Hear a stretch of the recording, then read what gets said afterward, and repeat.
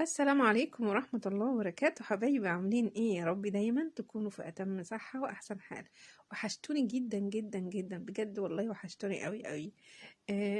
انتي جايبه لنا النهارده ايه يا عبير؟ جايبه لكم النهارده هنعمل الأرغفة دي بحاجة بوصفة تدوير، يعني كانت حاجة وعملناها إعادة تدوير ليها. مش هتصدقوا دلوقتي هي كانت ايه وعملتها ايه دلوقتي.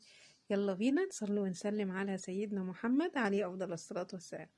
وقبل ما ندخل على وصفتنا الحلوة الجامدة دي، حطوا له اللايك وما تنسوش تفعلوا لي زر الجرس على الكل، وتعملوا شير فضلا وليس امرا. دي ايه يا عبير؟ دي كانت كفتة. انا كنت عاملة كفتة كده وقلت ايه يعني، زهقنا منها، ما يعني ايه، قلنا خلاص يعني احنا كنا منها مرة، فما حبناش ناكل، عايزين نغير تغيير يعني. فاعمل ايه فيها؟ هرميها طبعا؟ لا، حطها في الفريزر، قلت استغلها ون ايه نعمل لها عيادة تدوير. عيادة تدوير ايه يا عبير؟ هنعملها حواوشي دلوقتي. بص كانت طعمها خطير، يعني بجد كانت طعمها خطير جدا. جبت كده بصلتين كبار، رغم ان هي فيها بصل وفيها توابلها وفيها البقدونس بتاعها، بس قلت ايه، طبعا لازم تعوز بصل لان انتوا عارفين حواوشي يعني بصل. فجبت كده بصلتين وبشر توم زي ما انتوا شايفين كده، ونزلت اللحمة فيها اللي هي تعتبر كفتة. انت حطيتي بصل تاني ليه يا عبير؟ لقيت اللحمة كتير، يعني اللحمة ما شاء الله، هي يعني فوق الربع كيلو او ربع كيلو، هو ربع كيلو كده يعني. هو كانت كل القصة، كان اللحمة دي كانت نص كيلو بس كانت ايه يعني، مش عارفة يعني احنا ملينا من الكفتة ولا ايه، عملت منها كده كام صبع جنب الاكل، ومحدش عايز يعني ايه ياكل منها تاني. بتحطي ايه يا عبير؟ بنحط شطة. شطة دي هتبقى مولعة طبعا. دي كانت، بصوا يعني فعلا كانت سبايس على الاخر بجد. احلى حاجة في الحواوشي يا جماعة بجد والله، رغم ان انا معايا اطفال بس بيموتوا فيها وهي كده، وهي سبايسي على الاخر كده. كانت يعني حلوة قوي. بتحط ايه يا عبير؟ بحط التوابل، هي فيها توابلها وكل حاجة، بس طبعا هي محتاجة سنة عشان البصل دخلها كتير، والملح برضو عشان بصل زاد وكده، فلازم ايه نظبط بقى الايه الطعم بتاعها.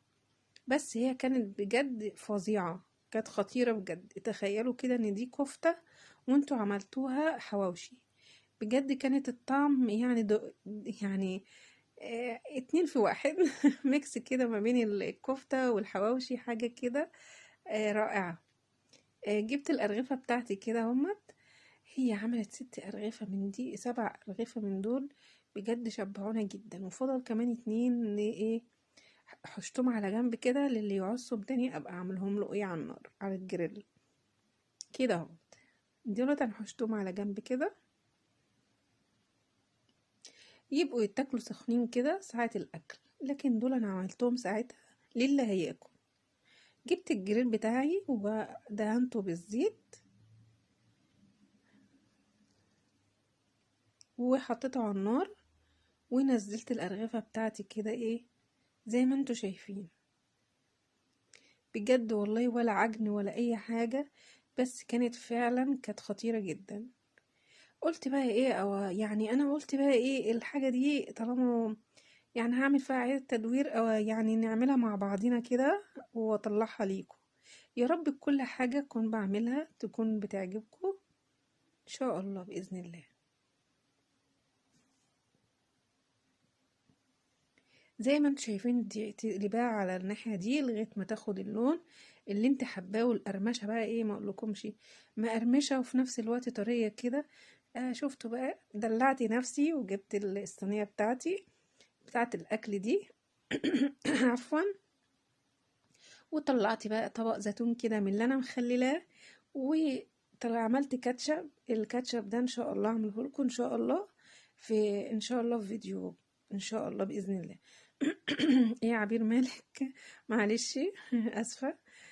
ده بقى كده ده مايونيز وسلطه الطحينه بالزبادي، وده الكاتشب. الكاتشب ده انا اللي عاملاه كده زي ما انتم شايفين كده. نعمل بقى ايه، نهيئ نفسنا ونحس ان احنا في ايه، في المطعم. او في كافيتيريا كده واحنا بنطلب الاكل، وتخيلي كده، والله العظيم هتفرق معاكم. والعيال بيحبوا الاكلات دي، مش هقول لكم، انتوا عارفين ان الاولاد كلهم بيحبوا الاكلات السريعه. ودي كانت وصفتي، واقول لكم ما تنسونيش في دعوه حلوه، واسيبكم في رعايه الله وحفظه. وتعالوا كلوا يلا معاه. بألف هنا وشفا على اللي شاف، وألف هنا وشفا على اللي كل. واقول لكم باي باي، مع السلامه، في رعايه الله وحفظه. باي باي.